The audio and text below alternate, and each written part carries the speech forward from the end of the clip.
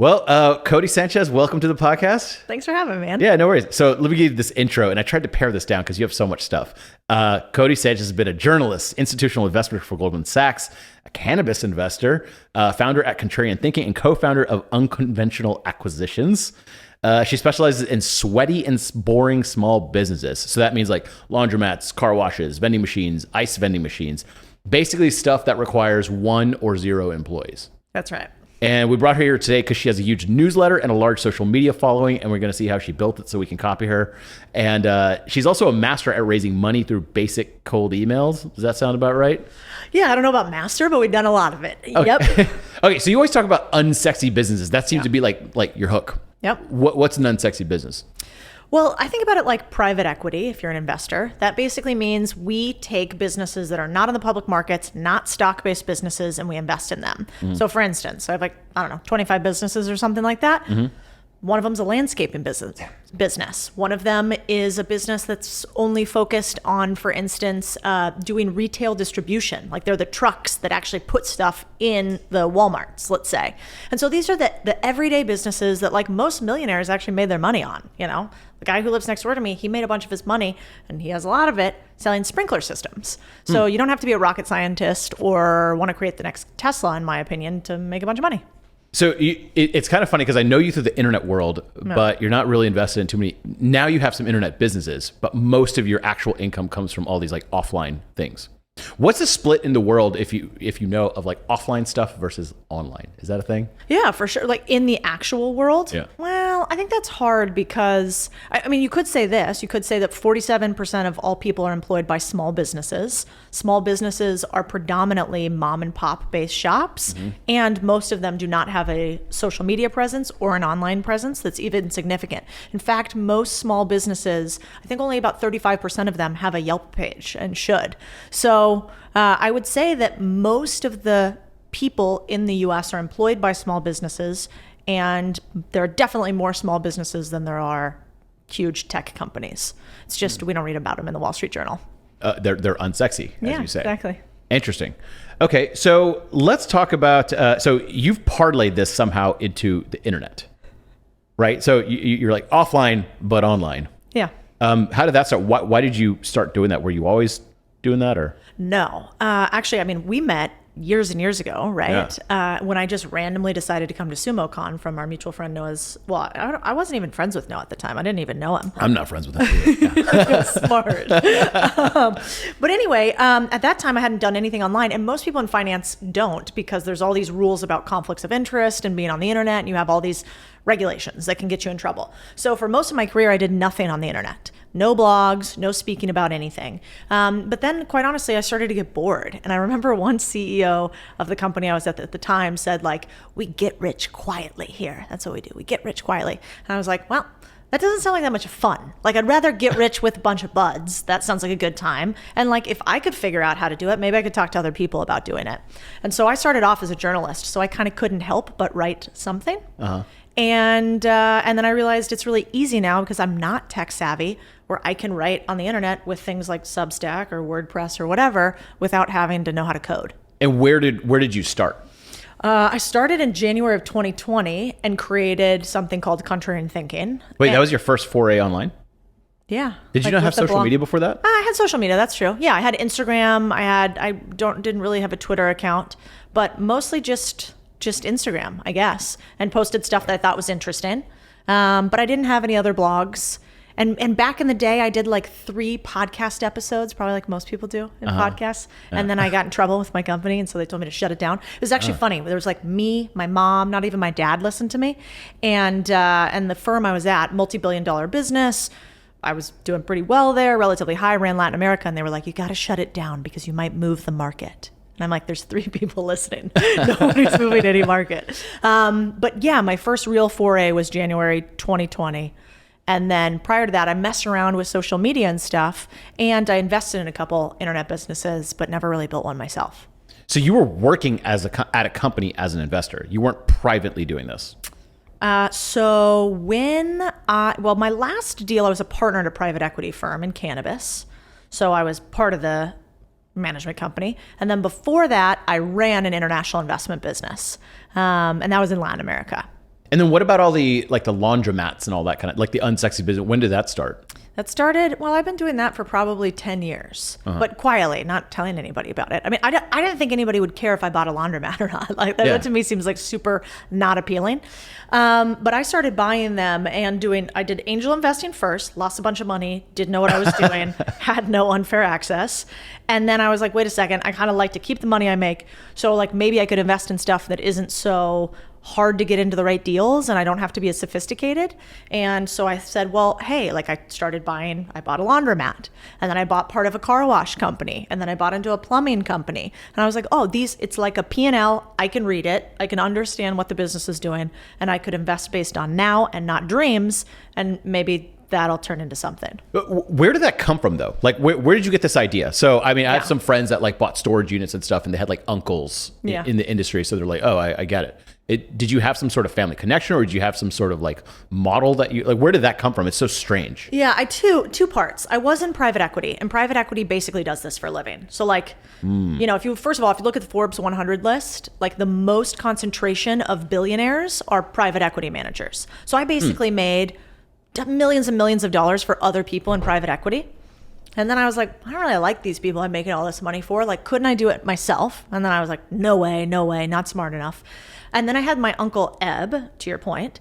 He owned a plumbing company called Eb Holmes Plumbing.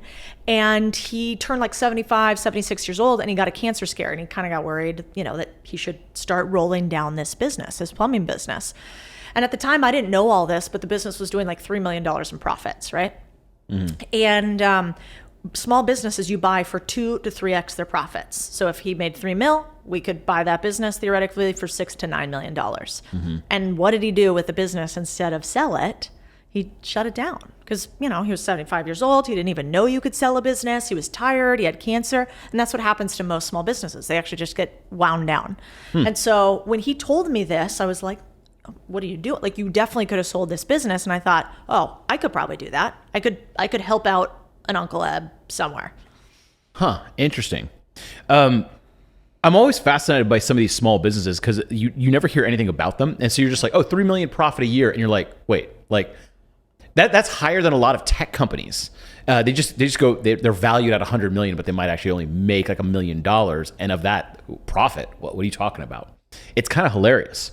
Totally agree. And so you're saying most people in the world actually get rich off of these types of businesses? Oh yeah, I mean, look at Austin. Sure, Austin is a weird tech center for sure. But if you were to actually look at the people who, let's say, are the largest donors to politicians, which is always a fun way to figure out who has money, and see how those people made their money in order to donate, you would find very normal businesses. You would find, I was talking to a guy yesterday, he's very wealthy here. He's one of the main providers of like shutters, like here, and cabinetry. One of the guys who came to my conference, I mean, he just bought a business that does $5 million in profit in garage cabinets.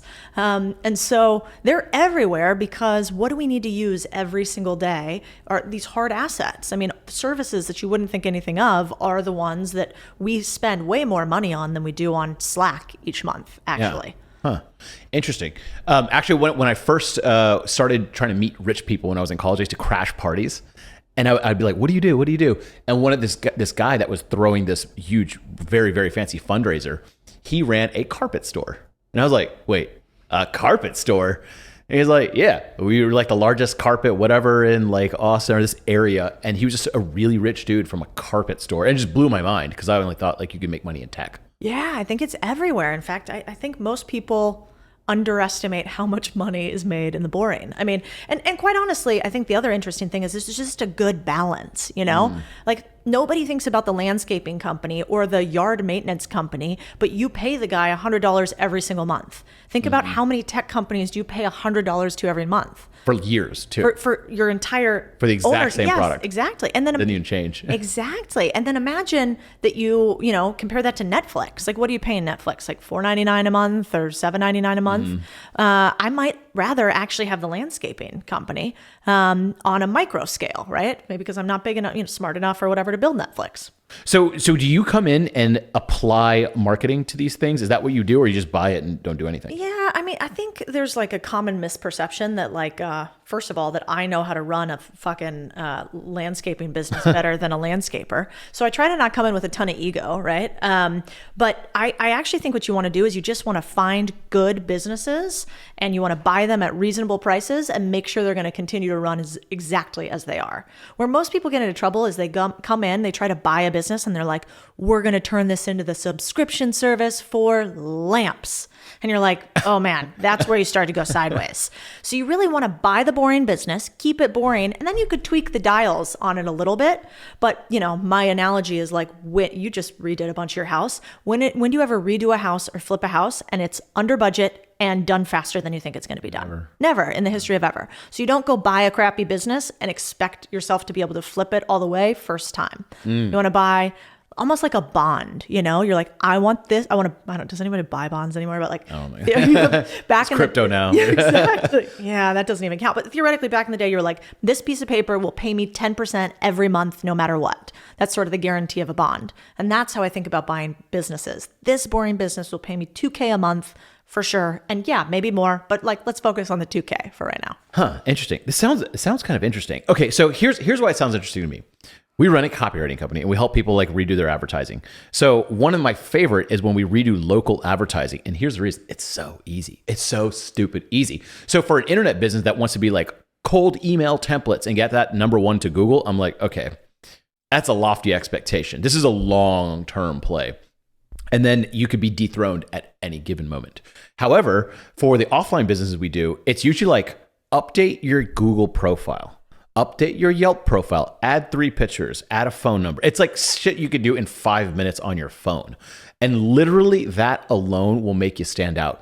And I remember helping a friend back. This is where I first learned this. A friend opened a couple automotive shops with a guy. And he was in charge of like doing the marketing. And you know what the marketing that we did was?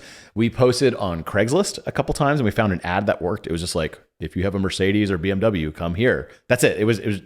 That was the ad. And then we also got a lot of asked for reviews from the customers. And and the bar was so incredibly, stupidly low. I could not believe it. I didn't realize it was that low. And so like, Bob's Auto Mechanic Shop is not really like trying to, go all full in on Google listings or anything like that. No. So if you're the one that does that, you're going to have like 14 reviews, which is like way more than everyone else around in the area. That's exactly and that's what it was. And it just grew so far beyond. And then he opened up other local stores and we did the same type of marketing and it worked incredibly well. And that's why I'm kind of excited about like the local stuff. I'm like, the bar is so low for marketing. There's none. I mean, if I was you, we talked to a lot of people about how to structure deals. I'm like a deal structuring junkie. I think it's so fun. It's like magic.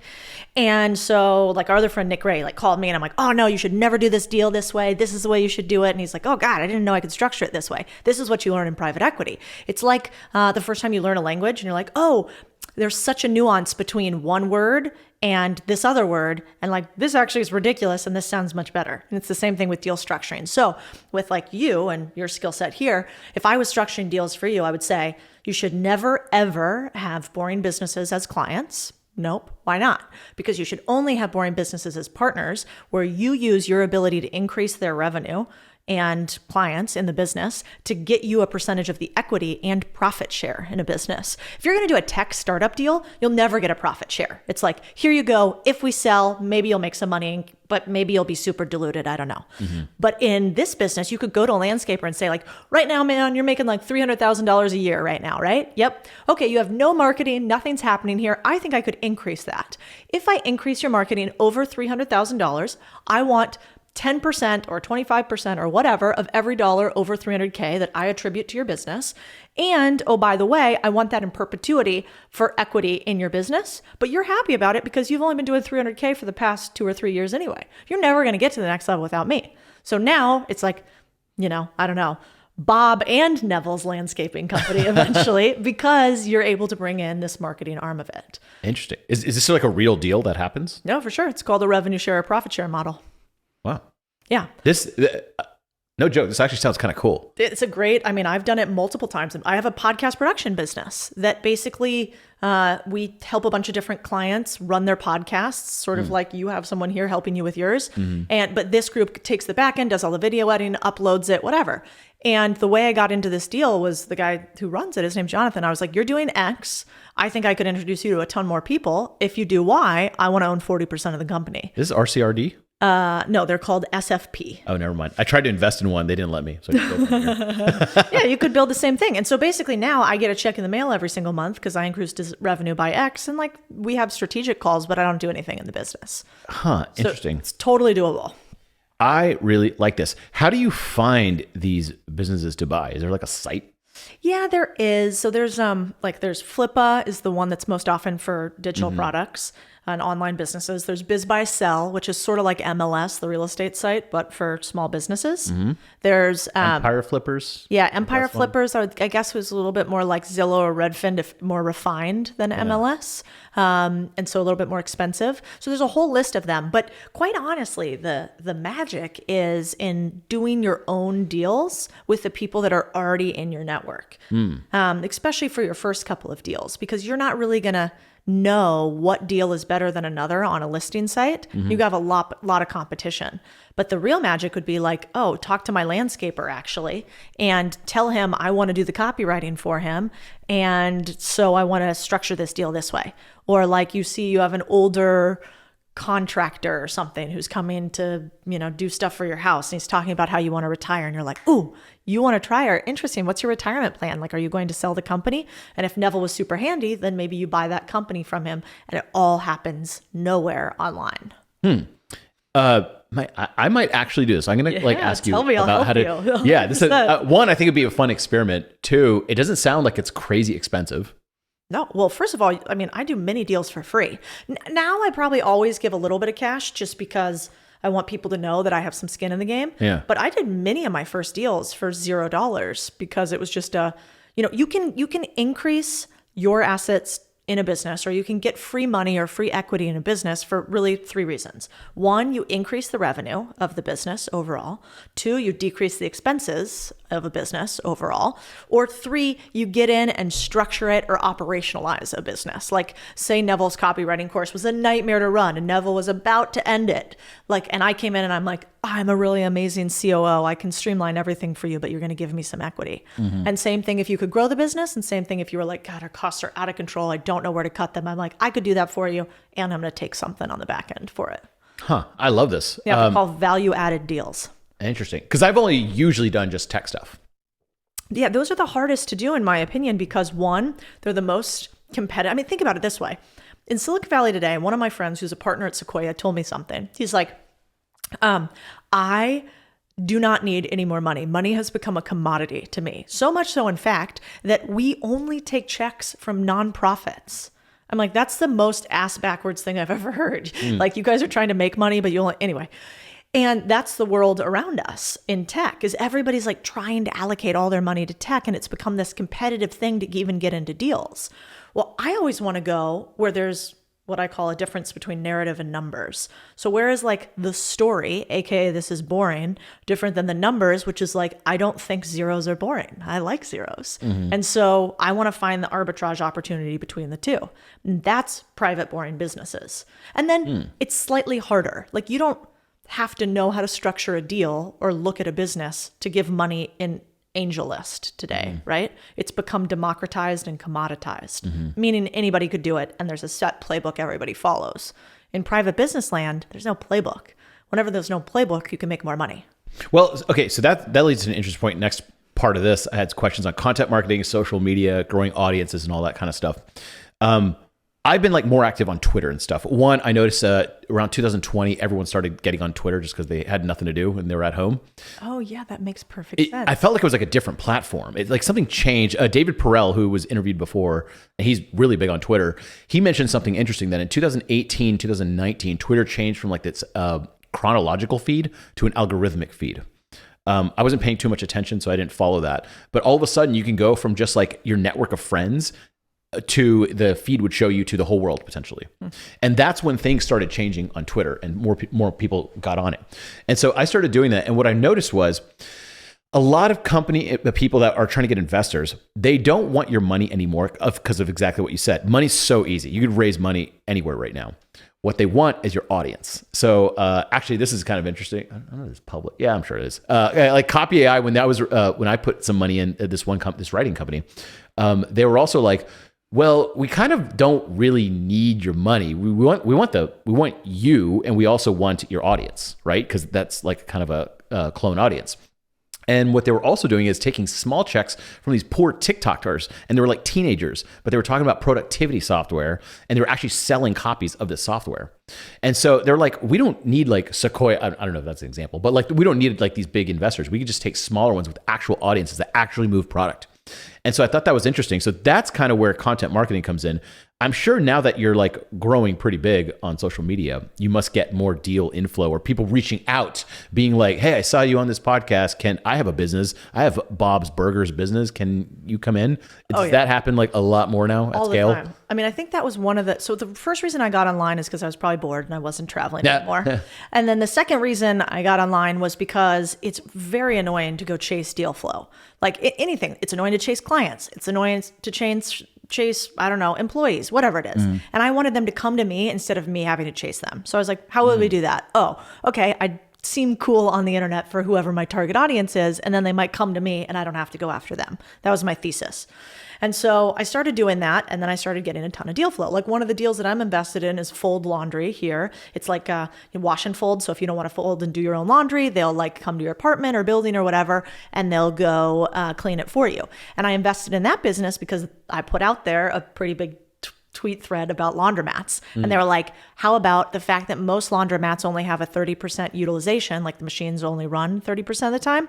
What if we could take it to 70%? I was like, cool, how would you do that? And they're like, we add a wash and fold to it. And then what if we buy a software system to lay on top of it? I was like, that's kind of cool. So I went and met with the guys, and same thing. They like didn't really need the money. And so I said, well, I'm going to make you give me the money because I want a big chunk of the company, but also let's structure a deal and we'll share with the audience. So I think it goes back to Naval. Wasn't Naval the one? Yeah. Who talked about the 4 types of leverage, you know? And I think this 4th type of leverage, which is audience, and the other 4 were labor, capital, code, and then audience. And this 4th one is maybe one of the most powerful I've ever seen because it's permissionless. You don't have to code or anything like that. Exactly. It's pretty awesome. It's kind of funny, like the people that will reach out to you on Twitter just because you post stuff. It doesn't make a lot of sense when you think. I was actually talking to one of my head writer guys, and I was like, I wonder if there's a way to make a living just fucking around on Twitter. Like, because I kind of do a lot of that already. And I was going to say, isn't that what we do? It is kind of what we do already. I was just like, I'm not far off, but I was just like, I wonder if that's like an actual thing. I think it kind of is. Yeah. So anyways, I guess we'll talk about newsletters in a second and how fucking around on Twitter is actually like right up that alley. So what are some key ways you've actually grown your own audience? On social media platform, and we'll go through the different ones, but what are some key ways you've grown? Or did you try to grow, or just naturally grow? What happened? No, I think people would tell you they just naturally grow are full of shit. I don't know how you feel about that, but I'm always like, there's no way. Nobody just like posted one thing, that was it, and they continue to grow. Like you have to work at it. Yeah. So I think for me, first, I just started posting stuff out to friends, but then there were a couple things that gave me a little bit of major boost. Actually, another one of our mutual friends now, Sam, I was posting in his Facebook group, and I like to draft off the cultural conversation. So, say that, I don't know, people always seem to be interested in cash flow and making money, which is one of the things we talk about at Contrarian Thinking and weird ways to do that. And so I would put together little value add posts in his Facebook group that were basically like, here's this business. It's called glamping, and you can buy a piece of land for $10,000 near a national park and then put campsites on it for $0, and you can make $1,500 a month. And here's this woman, Kate, who did it. Here's exactly how she did it. If you guys think that's interesting, I could always drop the link to the article in it. And so I think drafting off the cultural conversation and stealing other people's audiences was basically what worked well for me at first. But I did it in a way that I think, you could ask him, was enough value where people weren't like, ew. No, I saw you in the group. I'm part of that group. Yeah. Yeah. So that actually gave me like huge lift. And I did that in a few different groups, like Bigger Pockets, Sam's group. And I'm like pretty lazy. I think we've talked about this before. So I'm always looking for how could I do this with the least amount of effort to the highest ROI on my time. And I don't always get there, but I'm trying to get there. And so I think those Facebook groups are a great way to do it. Huh. Interesting. So, okay. So you actually took some effort to actually try to do it. Did you make a goal of like, I'm going to try to grow? Or was it just kind of like, yeah, for sure. Like, I'm seeing the benefit from this. I'll keep doing it. No, I'm very competitive. I wanted to hit 10,000 subscribers in 30 days once I realized that it was a thing. So I wrote a blog post on this. It's on Contrarian Thinking. You can see it. And then I documented every single day. What did I do? And so it basically was like day 1, get a website, day 2, tell mom to send it to her PTA friends, day 3. And I did, I tried every sort of ridiculous thing I could think of. And then I would note, okay, well, how many subscribers came from that? 50 subscribers, 100 subscribers. I think a couple things that worked well is I think people always send me you were just at a 2-year-old's birthday party this week, right? Mm-hmm. Yeah. I don't ever want to go to a 2-year-old's birthday party until I have a 2-year-old. Like no interest whatsoever. All my girlfriends know. They don't invite Codie to the baby shower because she's not coming. I'll send a gift. And so if they're going to send me their 2-year-old baby party invite, I'm sure it was lovely, whoever it was, but I'm going to send them a notification that I'm building a business baby. So I basically sent it out to all my friends and they could opt in, but everybody that I have ever conversated in any point in my life, I basically sent it to them and said hey, I'm doing this thing. Here's why. Here's how I'd like you to be involved. Would you be interested in coming along for the ride? And, and if I've ever sent you a baby, you better get on this list. Oh my God, worst party guest ever. Can you come to my 2-year-old's baby? How about you subscribe to my newsletter? Yeah, that's fair. Okay, so let's talk about social media platforms. Where are you seeing the action? So first of all, I did some stalking. So Instagram, you have something like 50K followers. Twitter, 81K. Ironically, TikTok, exactly the same number, 81K. LinkedIn, 21K. I don't know. With Instagram, Twitter, TikTok, LinkedIn, Facebook, I guess I left that out. I forgot about that one. I don't even know what we have on there, but yeah. Yeah. Where are you seeing action? Is it all of the above? Is it one that you really care? If you have to kill all of them, but keep one? Yeah. Is there... Well, actually, Noah told me in the beginning when I was looking at them, he's like, pick one platform, do it only. And I was like, great idea. No. And them all. Yeah, exactly. And the reason I did that is because I was like, I don't know which one I'm good at. I wasn't very social media-y prior. Like everybody else, I'd post whatever I wanted, whenever I wanted. And so I think it's actually important to have multiple platforms, because you don't want to get kicked off one or, have something happen with one. So I would actually say just do one. That said, Twitter by far, so actually the numbers are this. Twitter brings in the most newsletter subscribers of anything out there. And I think Twitter also brings the highest sophistication level, which is weird for me to think about, in newsletter subscribers. But that is how by far I've connected with most of the interesting humans, is Twitter. The second biggest one for us is TikTok of all of them. And I just have been on TikTok for maybe 60, 75 days. And TikTok is a viral machine. When it hits, it's just so powerful. The conversion rate from the people who click on my newsletter link at TikTok to actually subscribe is 42%. How crazy is that? Twitter, it's 2.5, 3%. So we're probably not optimized there. And then Instagram, I think, is the best for conversions. So right now we have a paid newsletter and we have a community. And those are really the only things I offer on the internet. But Instagram actually allows you to build the best relationship, I think, with the user and actually convert them because of the DM ability in there. So you can actually have people that communicate, what are you looking for? What are you trying to do inside of your DMs? We're experimenting now with hiring somebody that's all they do. And so that's how I see those three. LinkedIn is just kind of we post there, but I don't really have a strategy for it. But if I had to grow really fast on something, it would be TikTok, because it's by far the easiest right now. Interesting. Yeah. I think it's in that growth phase. That exactly right. Yeah, Twitter was in a growth phase, YouTube was in a growth phase, and then it kind of falls out. Oh, then they get too crowded, and then they stop showing as much. All that exactly. Kind of stuff. Interesting. TikTok. Huh. Yep. And it's the least production. So TikTok actually devalues highly produced content, in my opinion. So YouTube, you actually need pretty well edited videos and stuff. But for TikTok, if you're hey, what's up? Dance to this music, point around a little bit, could go massively viral, and it took you 2 seconds to film on here. And so I think I think that somebody told me that the average YouTube subscriber is worth 25 TikTok subscribers. So the value of them is quite a bit lower. But I have a bud who makes $6 million a year on TikTok on his Discord channel, and he's 24 years old. Wow. And I was like, I'm doing it wrong, man. Wow. I know. Yeah, there's going to be all these like, this TikTok. You used to hear about like YouTube stars. Now it's all TikTok. I think that's right. It's funny how that tide changes. I think that's right. Let's talk about so writing. Obviously, like writing's a big thing. So you said you recently had a conference. You had all these CIA people here, and they had some persuasion stuff. Is there anything that you've applied to writing that they had? Oh yeah, I'm writing a blog about it for this Thursday actually. Oh, nice. Yeah, sort of the 10 lessons I distilled from them. Although I think I have like 47 lessons. Well, the first thing I think is, and this is writing, but it's a little bit of data analytics too. So I sat down with the guy, John, when I first met him.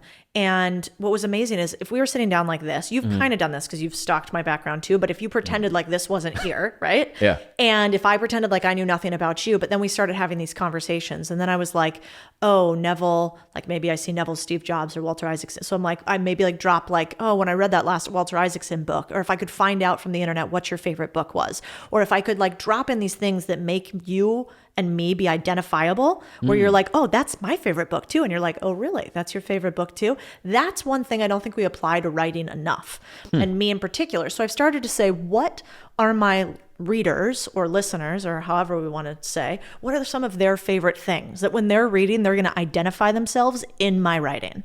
And can I think about it almost like somebody from the CIA would, where I could profile them?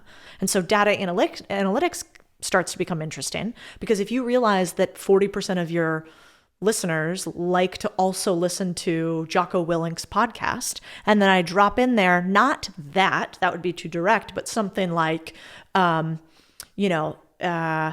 relentless excellence or whatever. He has like some tagline that's like, just don't give up, but fancier sounding. And I like dropped that in and said like, last time I was listening to Jocko they're going to identify themselves with me at an increased level that will lead to more subscriptions, referrals, and conversions.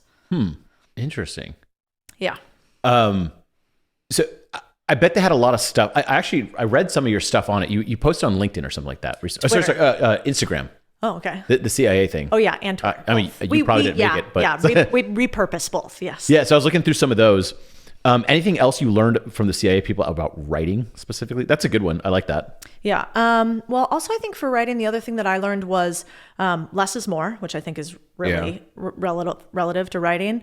She said, what did she say in particular? The chatty ones also often lose. The chatty ones often lose, which I really like that in writing too, because the more verbose you are, sometimes you think you're fancier, but then you lose them.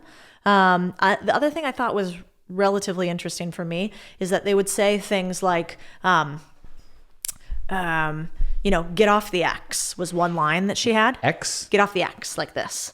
And what she meant by get off the X was when something bad's coming at you, most humans, I looked it up, about 27% of humans freeze if something bad is coming at them. They stop like this. Fight or flight is actually more secondary. It's harder for us to do. And so what I thought was interesting is with the get off the X, I think that leads itself to writing a lot, because we want people to get off the X and make moves in writing. Like most of us aren't writing just for them to listen to our writing and that's it, right? We want them to unfreeze. And so I thought about it from a writing perspective. How could I get somebody to get off the X, not freeze and sort of like mentally masturbate about it, but take action? And so one of the ways that I was writing about that lately is like more of these calls to action and links at points of high friction. So like when you say something like, I don't know, remember back when, your mom and dad didn't have enough money to buy you something at Christmas. You remember what that felt like around the holidays when you had that one present you wanted and nobody else, and everybody else got something that Christmas, but you didn't. Some friction point like that. And then planting after that a way for them to get off the X, a way for them to not have that happen to them again. Interesting. Never heard a term like that. Yeah. They have a lot of, and you're good at this too, I think, but I wish I could teach more people. I don't know the right way to do this. Most people like playbooks. Step 1 through 10, follow them, X happens, right? But the real magic lies when you listen to somebody like that CIA person, and you listen to somebody like me talk about different boring businesses. And then you listen to Neville talk about copywriting. And then you triangulate what is useful between the three. And then you find that thing that nobody else is doing or talking about. And so that's why I like to bring people like that to the conference, or read I don't know, War and Peace before writing about laundromats. I've also noticed it's slightly different depending on who you're talking to.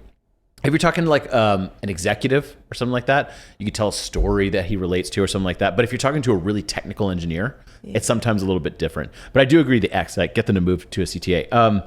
Let's talk about the journalist background. So that was like, what, 2008? Yes. Time frame? Yeah, 2007, 2008. So slightly different era. Like, I know if it's like the iPhone came out in like 2007 or 8 or something like that. Whoa, is that true? God, that ages me. Yeah, it actually came out in 2008. Yeah, you're right. Because Yeah, I don't remember having an iPhone in Mexico when I was a journalist. You're right. Yeah.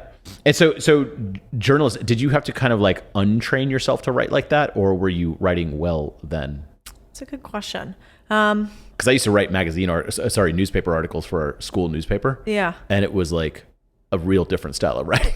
Yeah. Well, I think so. I started out writing. Well, I was trained as a journalist in school. So there you got to write long form investigative content, right? So you're like trying to pull the thread on something interesting happening in the world. And so I actually think that taught me a lot. It taught me how to say like, not this wall is brown, but like the wall looks like leaves of grass in the wind or something, right? Oh, nice. Which is like, yeah, good. It kind of does. I mean, it's called grass cloth. But anyway, so like that's what that type of journalism taught me to do. And then I went and was a crime beat reporter where they basically, you know, all I could do was write like, man stabbed 47 with baby, you know, and you're like, oh shit, like I'm going to click on that subject line, right? And so if you can pair this like beautiful phrase with the punchiness of beat cop reporting, then I think you can get something sort of interesting.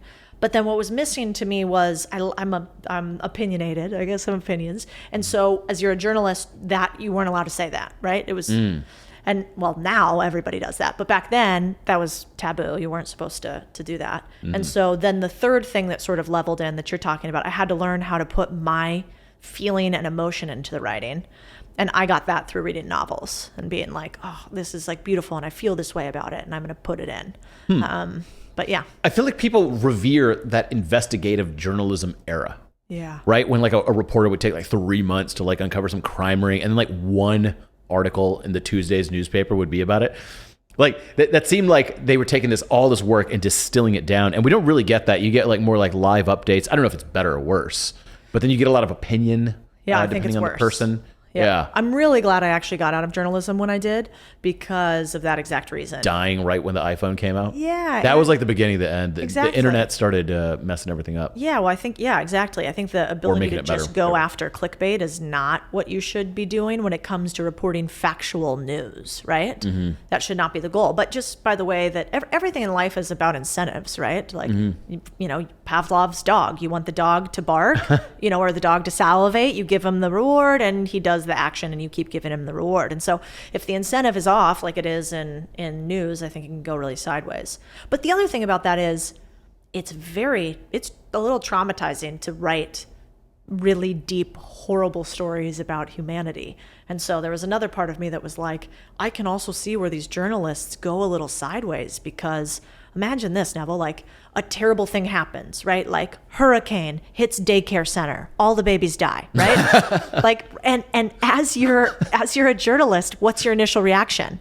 It's not like, oh my God, that's terrible. It's like, I want to cover that. I want to go to the hurricane baby farm. And that is a terrible feeling after a while as a human.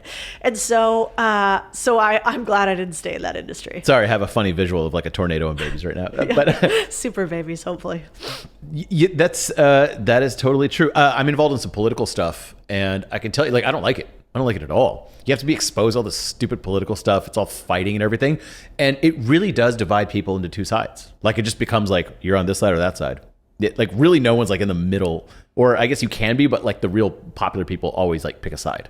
Yeah, you're right. It's kind of interesting. Yeah. Let's talk about sitting down and writing. You said you're pretty ADD. You don't really seem like it, right? Do you? I am definitely a squirrel. I mean, I can, if I'm interested in something and there are no distractions, I'm right here with you. Yeah, you seem super focused on stuff. Yeah, but if there's any distraction, my husband, for instance, who you know, like he doesn't have that because in the military, imagine doing what he did at night. It's like he would never sleep. Somebody would be coming in, waking him up. They would come back in. So you would really get used to transitions and that like blank space that happens between transitions.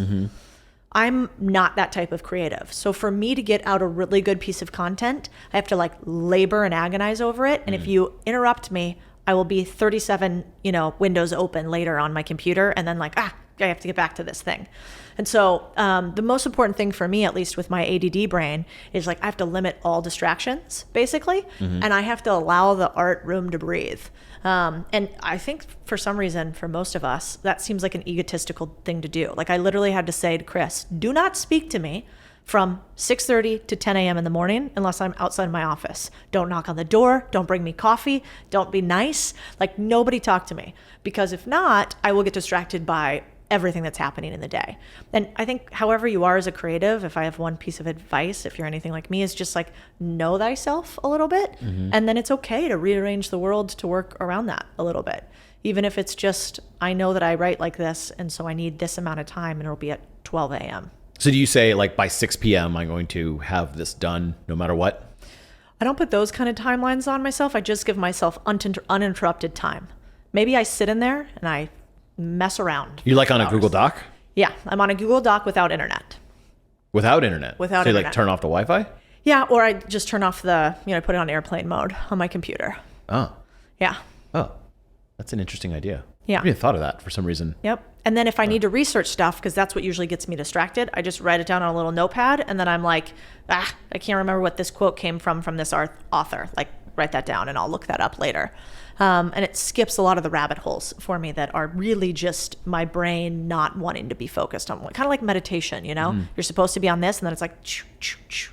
And if instead I could just write that down on a piece of paper, then I can stay zen. I don't want to sound like some back in my day kind of thing, but back in my day, I mean, especially when you got on a plane and there was no internet, you get this these sometimes brilliant things, these really good pieces where you just had nothing to do for 7 hours. And you're I'm going to write this article. You just had time to ponder. And for me, I like it when people watch me work.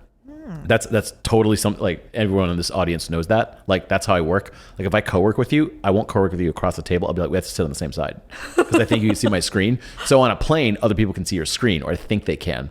So I want to look like I'm not screwing around, and I'll actually sit there and work. So they'll be that guy's a hard worker. Oh, that's hysterical. Yeah. And so anyways, the plane has all these things: no internet, concentrated time, really nothing else to do. And your screen's constantly being observed by someone, I think.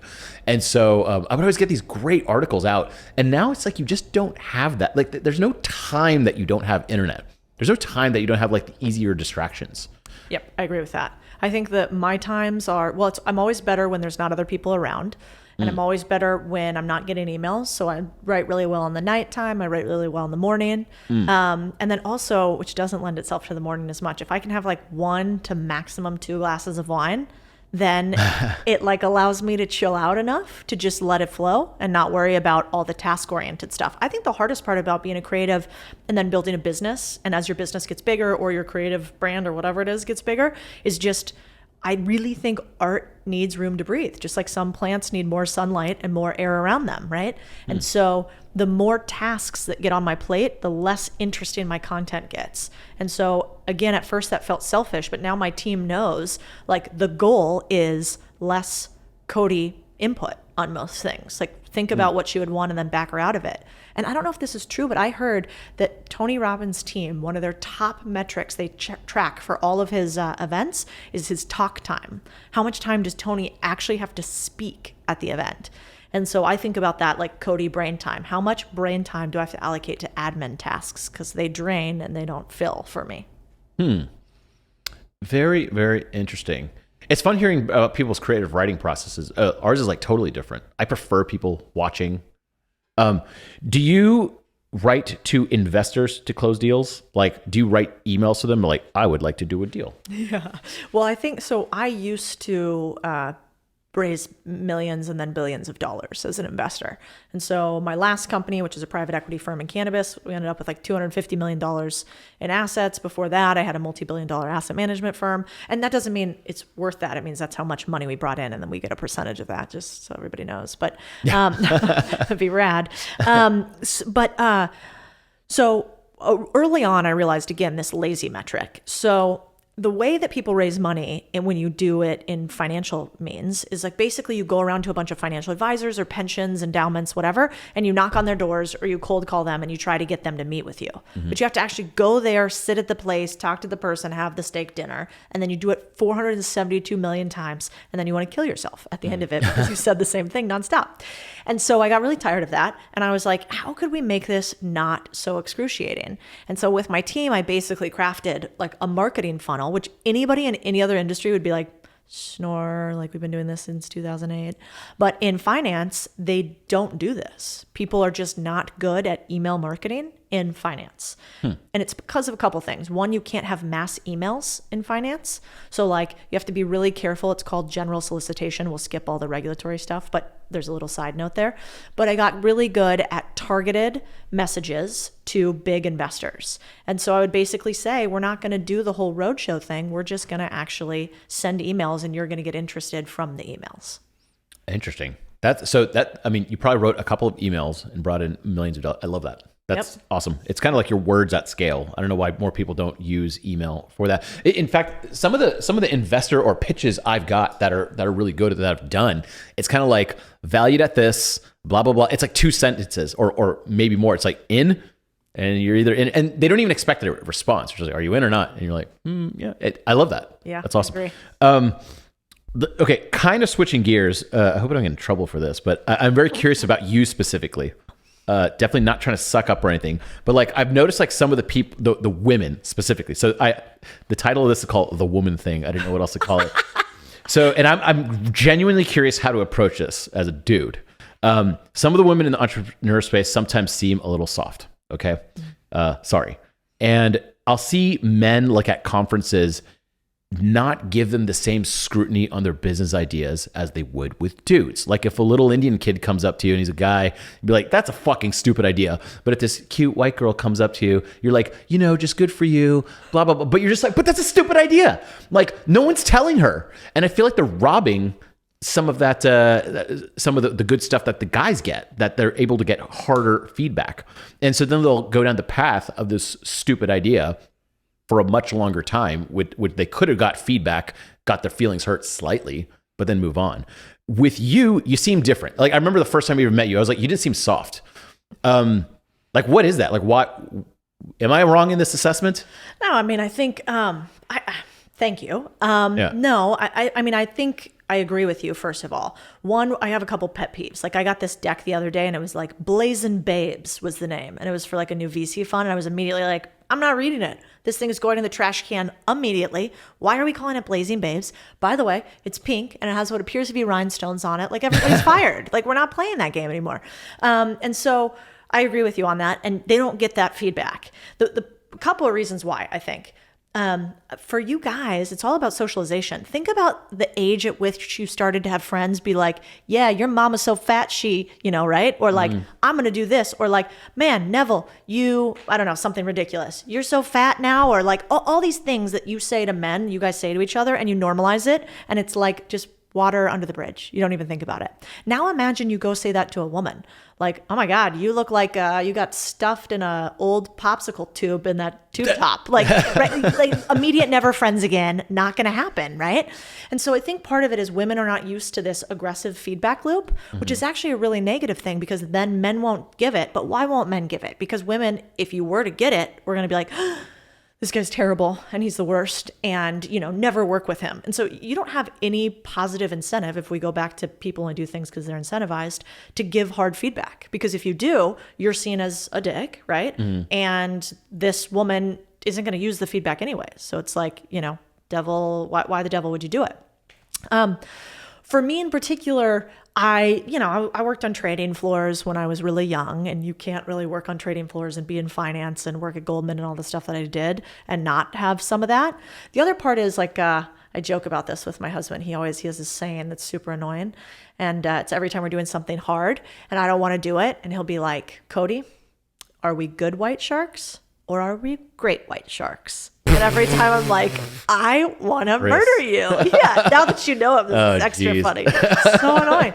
But he does have this philosophy, which we've kind of instilled in ourselves as a family, and then is actually the motto for our newsletter, which is civilize the mind, make savage the body, build the bank account. And so that make savage the body part, I actually think is one of the most important things we can do.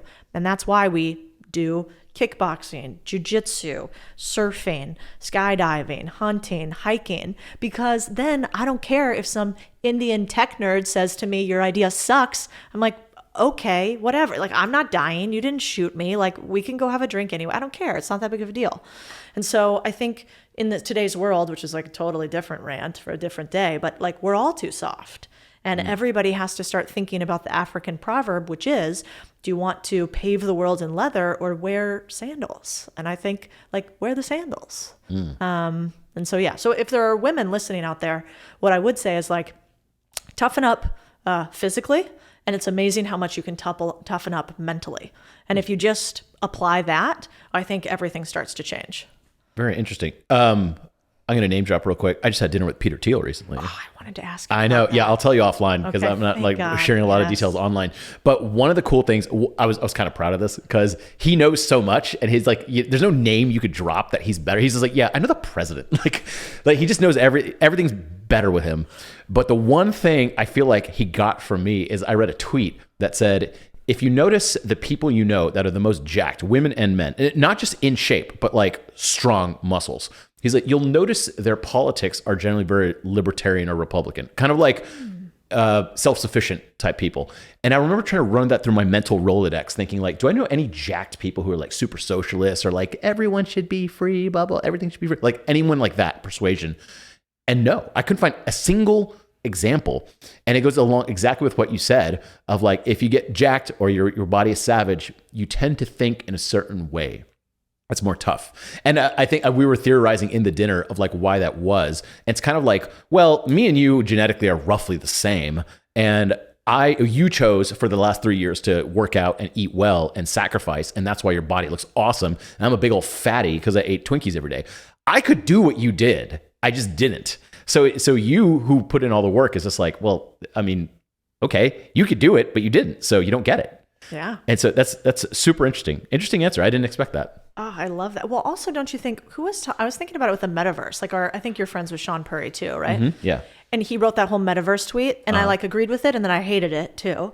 And basically his theory was like, we're already in the Metaverse and whatever, blah, blah, blah, which is I kind of can see it. But I was like, what better way to get people in the Metaverse than to make 61% of the population obese, so you're unhealthy and it doesn't feel that good to be in the real verse, to make more people than ever on antidepressants, because that doesn't make you want to go hang out with yourself every day, to actually increase the amount of people who are divorced to like 52%, so they're not like happy in that way, to decrease the amount of people that are having sex even at a young age. It's like, oh, they just make the world less and less fun and interesting. And then of course you want to be in the metaverse. But like if it's actually up to me and I like feel what it feels like to get the endorphin rush of like doing a really funny, goofy HIIT class or something, and then getting in an ice bath and that intensity, and then the sauna like we both do at the gym, like I choose that every day versus how I feel at the end of looking at Twitter.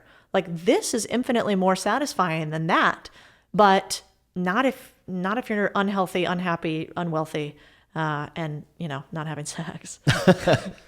True. Okay, cool. So let's do a quick lightning round at the end. So if you were brand new to business, what would you be doing? I definitely would have been online sooner. I think that was a major miss. Think about what we get to do for a living. We basically get to think about things, write them down, share them with people, and then that turns into money. That's wild when you think about it. Most people have to do so much more than that. So I would be doing exactly what I'm doing right now. I just would have skipped all the drama of making millions for other people and working in finance for so long. I think that would be my goal. Okay. Next question. If you're going to start a sweaty, unsexy business like you talk about, which one would you pick right now? I'm really into miniaturizing things. Like for instance, Have you ever seen an apartment complexes? This is a weird one. Apartment complexes where are you going with this? outside, like Nick Ray's apartment. Outside of it, there are like these Amazon lockers. Have you seen those? Yeah. And you like press the buttons and then it opens up weird doors and the boxes come in and out. I thought that was fascinating. So I looked into the model and I was like, can I own one of those and like make money every time those are utilized? And I don't know the answer to that, but I'm working on it. And then my other friend Lisa owns all these mini mailboxes. So they're like, FedEx, UPS, except it's Lisa's mailbox store. Yeah. And those mini mailboxes are just like big storage units, but on a micro scale because everybody is doing this. We're all contractors now or 1099s, and they need an address to go to. So I like the miniaturization of these big things down into little businesses that are still passive-ish with not that many employees, but you're still renting space in a weird way. Your thing is your thesis is brilliant of like 1 to 0 employees. Yeah. Seems good. Just not wrangling a lot of labor. Yeah. Yeah. Let's see. Let's say you were brand new. How would you grow a Twitter following? I would write tweets only for the biggest accounts that care about what I care about. Like, I think that's one other thing we did in the beginning is I was like, what would Nick Huber find interesting? Like, what would Sean Purry want to comment on? And I wouldn't be annoying like just at them in it. I would just create content that I only thought a few big accounts would really, really like. And it was that smart for them to be intrigued by it. And then eventually they'll comment on my stuff and they'll be interested in it and maybe they'll repost or reshare. That's what I would do. That's awesome. And then last question, if you were trying to build a newsletter again, would you do it? Oh, yeah. It's worth it? Oh, yeah. I would 100% do it. But I would... Like so many people don't spend the time learning what not to do first. They just like fumble around and like I would take 37 courses on how to build a newsletter and I would steal everybody's ideas first and I would focus 90% on distribution and 10% on writing to start. And I would get as many people in the audience as possible because most people just want to write and think their writing's great, but they don't want to actually do the work of selling, which is marketing. Nice. Well, that was actually a really fun conversation. Thank you so much. How can people find you? Website, Twitter, Instagram, TikTok? I mean, all the things, but I think the best one's probably contrarianthinking.co. That's our free newsletter. And then I'm Codie Sanchez on Instagram and Codie_Sanchez on Twitter. And we'll link all that stuff in the show notes. Cool. Awesome. Thank you so much. You're the man. Appreciate it.